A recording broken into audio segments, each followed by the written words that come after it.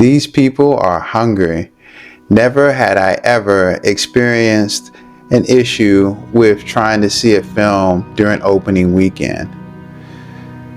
Something had actually came up, and when I actually tried to go in and change the time to a later time slot, it seemed as though these time slots were actually being filled up.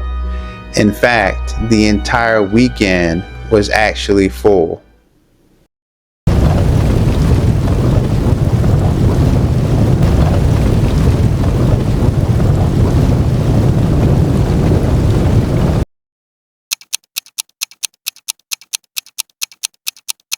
Christopher Nolan's Oppenheimer is officially out, and I've actually gotten a chance to see the film twice. Cillian Murphy plays Robert J. Oppenheimer. Robert Downey Jr. has actually praised Cillian for the great sacrifice he has made with this role and with the movie itself.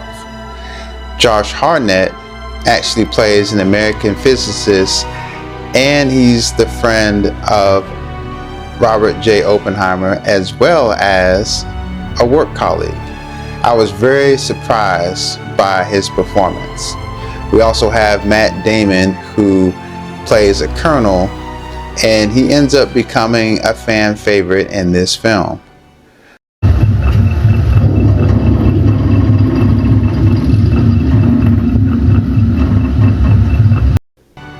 In life, we hear about certain individuals who are really super smart.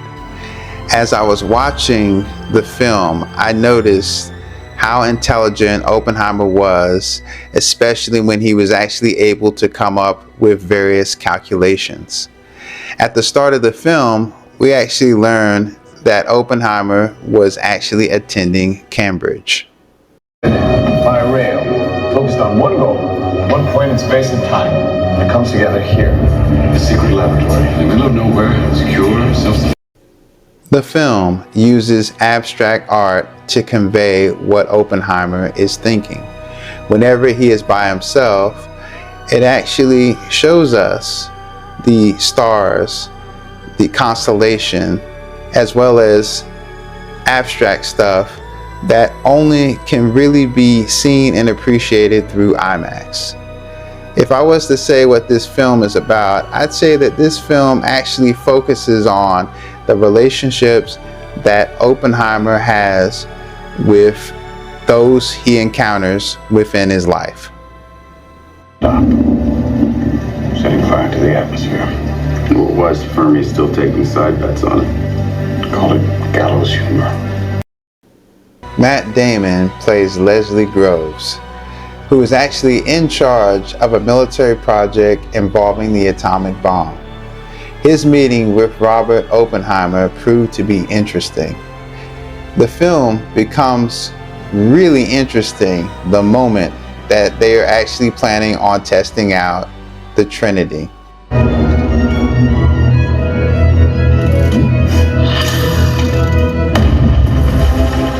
We learned that the board members were actually after Robert, thinking that he was a communist. It's easy to think this since Robert enjoys going to communist parties, he has some friends that are there, and of course his brother is actually a communist. Still Jackie. Hello, still Jackie. Chevalier, you're in languages? And your reputation precedes you.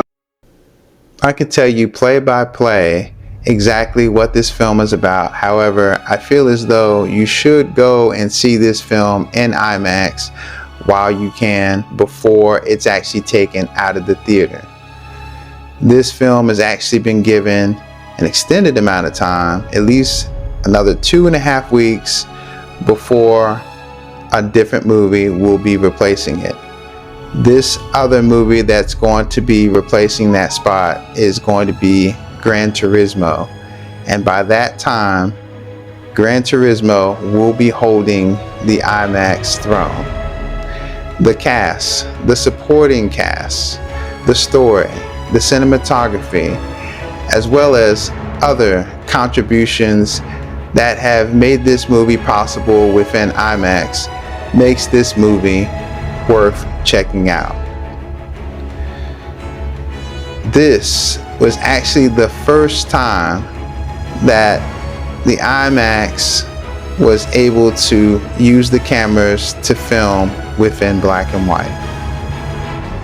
There are a lot of black and white scenes showcasing the courtroom as well as Louis Strauss and other aspects of the film. Robert Downey says that his performance in this film is actually one of the greatest achievements that he's ever achieved throughout his acting career. Anyways, I'm going to leave you with this clip. This is the IMAX experience.